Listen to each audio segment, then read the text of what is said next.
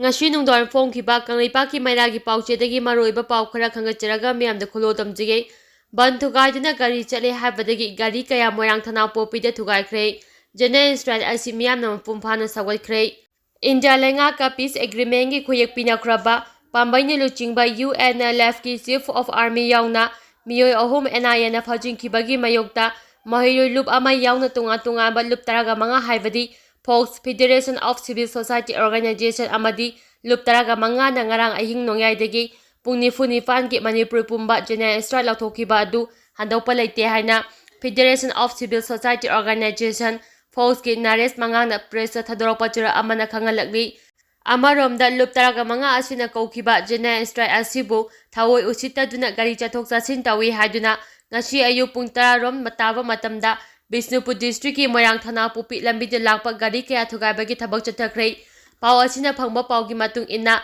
matik chana khulai paiba tunga ba gari 10 romda lakpa sakhangdaba miyoi singna Moirang Thana Pupi da khulai tuna changsilakhi aduga mafam aduda khamduna lambi de lakpa gari kaya total sautan thugairaga gari gi chali bano haiduna gari ki mingsel na chingba thugaibagi thabak chathakhi khamu yadaba gari kaya blank fire tokuna khamhalaga gari thugaiki Puna gari 10 rom akai atoi thoki gari thugai ba aduda Moirang Bajar manak tiki Bipin kauba lenga ki APP ki oya thabak toba miyo amagi karsu akai atoi thoki loinana Bipin gi khut ki sarukta su aso apan nangki hari khudakta mafam aduda army ki gari ching thomjilaktuna irang adu control tawnaba honaki irang aduna maram oide timdim lambi da gari chembale nakhi timdim paring da leiba kaithel kana khide dukan sing amata thong hangna khide lambi de chair mai thaduna achat awok sing thingki adubu ana aye amadi parikhaga mai leinaba singdi athingba pikhide hari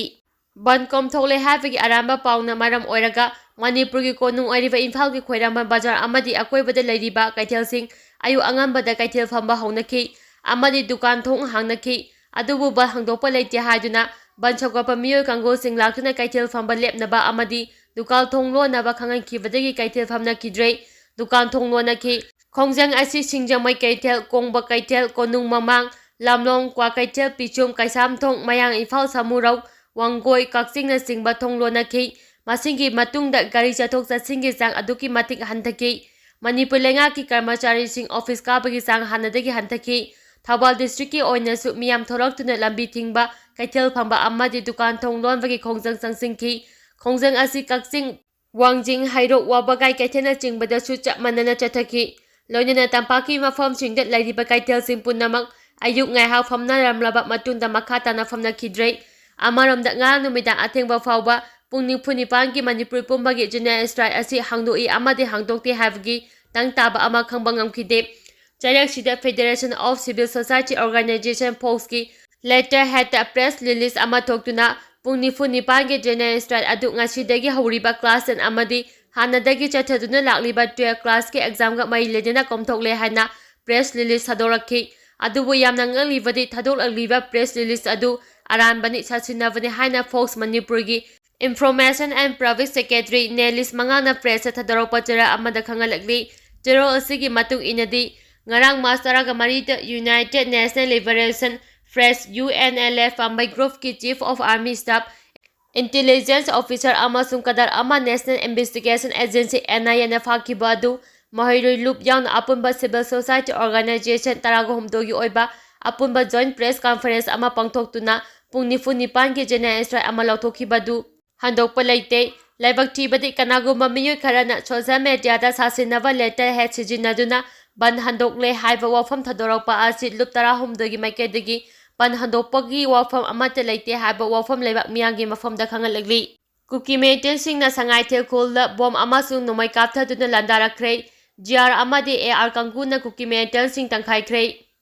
ngasi ayu anganba pung 3:10 taba matamda Imphal West District ki Pasoi Police Station ki manung jana leiba sangaithel khulda chingthaktagi Kuki Militant singna bom amasung nomai kaptharaktuna Landarakpada makoina kaplagliba bom adu sangaithel khul yauba ngamdada lamkhangda pokhaiduna aremba oikhre Kuki Militant singna bom amadi nomai kapsinduna landa silakhiba si sangaithel maningda leiba khogeng Kuki khulga ningthauroklokki laichungambi khul ani tainaba mafamdagi sangaithel khul tamna ahanbada bom kapsilaktuna Landarakhi maduda kapsilakliba bom sing adu sangaithel khul yauduna marakta pokhaiduna mangki chaurangna bom कुंथ्रारोम कापथरक्खी लोइनना नोंमै round कया अमासु अतत अखम लेतना कापगी थबक चथरक्खी हाइरी पाउसे असिना संगाइथेलगी खुंजासिंगा उन्नदुना वरी सनबा मतमदा फोंदोरक्खिबदी कुकी मिलिटेंटसिंगना बॉम अमदि नोंमै कापथदुना लंदारक्पा अदुदा संगाइथे पुलिस आउटपोस्ट का नंगना लैरिबा 9 सेक्टर के मखादा लैबा 59 GR अमसुंग 33 सुबा AR के कंगुना खुदक्ता सर्च लाइट कया कोखत्तुना कुकी मिलिटेंटसिंग के लैफम खोंदोखी मसिगी मतुंगदा GR कंगुना नोंमै कापसिलक्लिबा मफम अदुदा चंगसिंदुना नोंमै कापतुना तंखाइखी मदुदा कुकी मिलिटेंटसिंग के कंगु अदु मफम अदु थादोक्तुना चेनाखी मसिगी मतुंगदा अमु हाना नोंमै अमदु Baum कापसिंदुना लंदारक्खिदे हाइरी खुंजासिंगना फोंदोरक्पगी मतुंग इनदी ngarang kuki militantsing na nomay kapsilakpa adu matang sana GR gi kanguna khudakta khud hanbagi thabak chathaduna kuki militantsing mai pakna tanthokpa ngamba adugi damak ngamkhai laituna thagapa phongdoi haiki ngarang kuki militantsing na nomay amadu bong kapthaduna landarakhi badu pung 3:10 dagi 4:10 fawa oiki masigi matungda amu hana nomay kapsilakhidre kuki militantsing na nomay kapsilakpagi paw asi phangbadagi ngasi angamba ayukta